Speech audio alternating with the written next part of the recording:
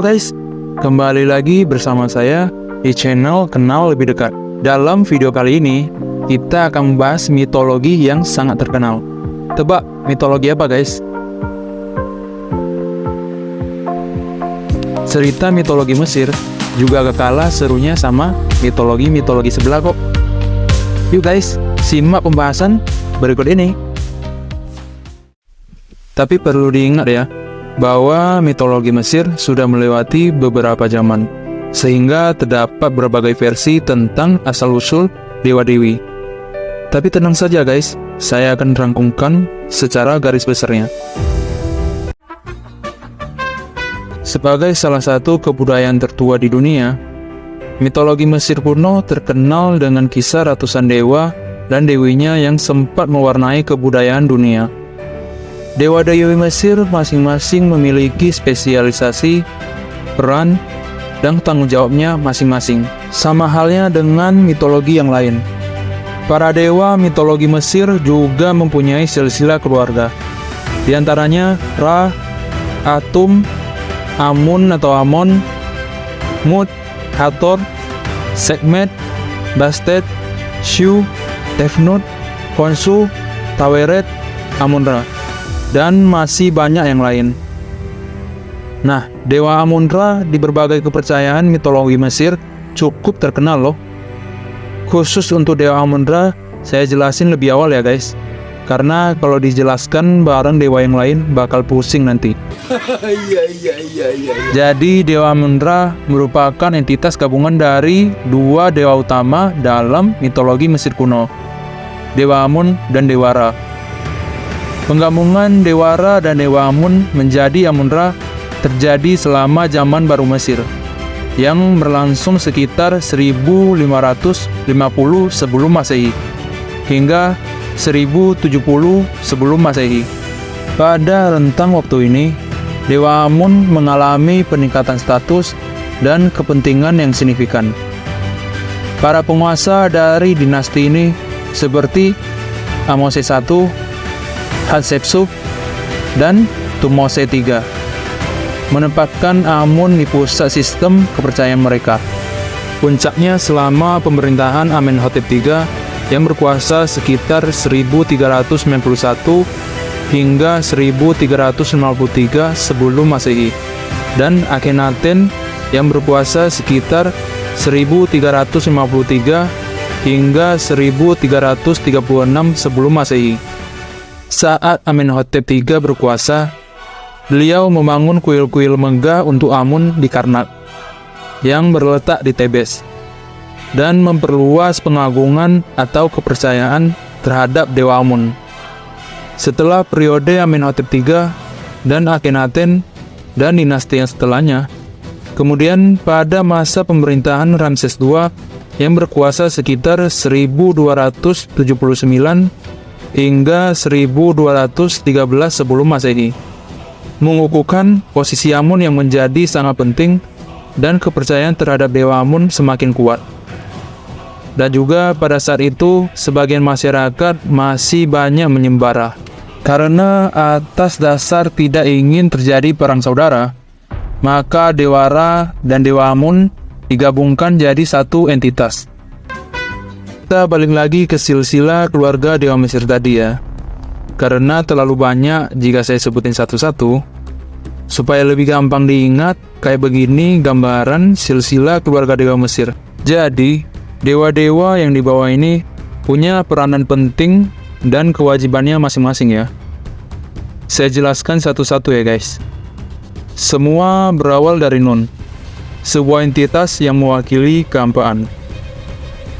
Air laut yang terbentang luas, namun suatu saat terjadi kekacauan dan Dewa Ra muncul dari kehampaan itu. Lalu Dewa Ra mengambil peranan penting sebagai asal-muasal terbentuknya alam semesta, dan menjadi Dewa Matahari memberikan kehidupan dan cahaya kepada dunia, dan juga merupakan cikal bakal yang jadi role model terciptanya Firaun, sebutan untuk pemimpin Mesir. Kemudian ada Atum. Meskipun di berbagai versi, Atum juga memiliki aspek Dewa Matahari. tapi peran utamanya lebih terkait dengan matahari terbenam atau fajar, dan merupakan pencipta dari manusia. Konon katanya, Atum sedih meneteskan air mata karena berjumpa lagi sama anaknya yaitu Shu dan Tefnut yang sudah lama merantau di lautan Non. Dari air mata Atum terciptalah manusia. Terus Amun yang merupakan dewa angin, dan Mut dianggap ibu suci di Tebes merupakan istri dari Amun, dan dianggap sebagai simbol perempuan yang kuat dan memiliki kekuatan yang melibatkan perlindungan dan kesuburan. Hathor sebagai dewi cinta, keindahan, dan kesenangan, juga dewi kehamilan dan kelahiran. Sekhmet sebagai dewi kekuatan dan kehancuran. Bastet sebagai dewi rumah tangga. Ma'at sebagai dewa yang melambangkan konsep kebenaran, keteraturan, dan harmoni. Keempat dewa yang saya sebutkan sebelumnya merupakan anak dari Dewara. Lalu ada Khonsu sebagai dewa bulan dan penyembuhan. Pantas saja di film terbarunya ditembak gak mati-mati ya. Shu sebagai dewa udara, Tefnut sebagai dewi pemarah, Geb sebagai dewi bumi, dan Nut sebagai dewi langit merupakan anak dari Tefnut dan Shu.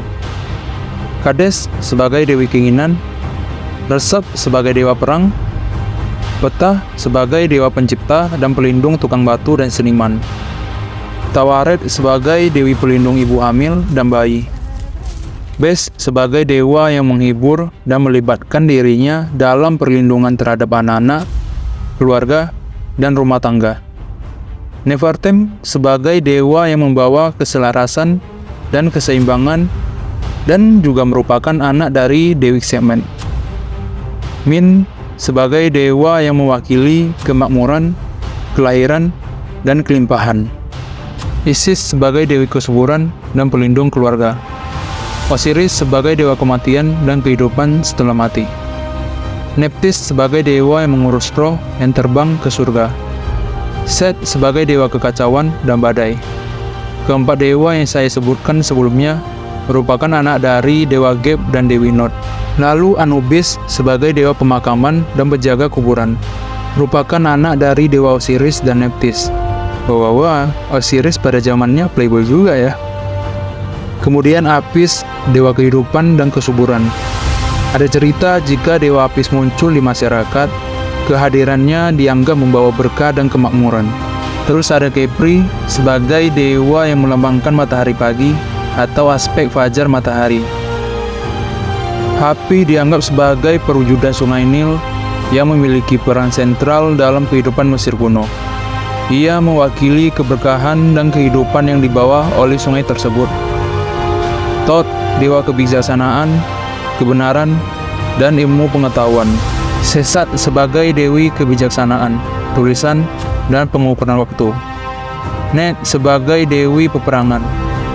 Enum sebagai dewa yang menciptakan makhluk hidup dan menciptakan manusia di roda berputar dan mengumpulkan tanah liat yang diambil dari tepi sungai Nil. Sama dengan Atum, dianggap sebagai pencipta manusia, tapi dengan cara yang berbeda.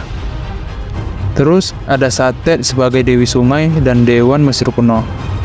Anuket sebagai dewi sungai dengan dataran yang lebih rendah. Serket sebagai dewi yang memberikan perlindungan, terutama dalam konteks penyembuhan dan melawan racun. Klarifikasi sedikit ya guys. Jadi gambar ular ini bukan dewa atau dewi Mesir ya, tapi simbol kepercayaan orang Mesir kuno. Terus kenapa disejajarkan dengan dewa-dewi Mesir?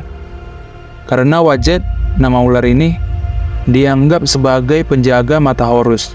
Nah, mata Horus ini dikenal sebagai mata suci.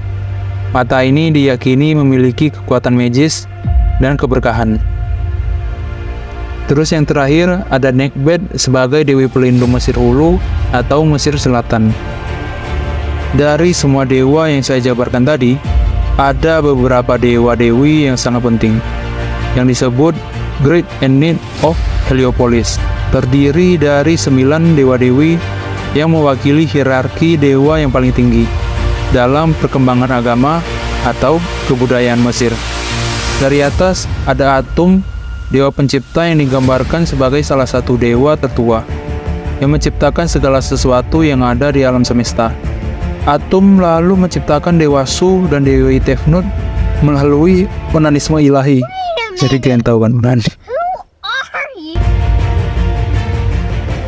Atau bahasa halusnya pemancaran akhir kehidupan ya. Aneh-aneh aja dewa satu ini. Setelah pensiun, Atum mengelilingi bumi seharian hingga malamnya tiba, ia pergi melawan Apopis.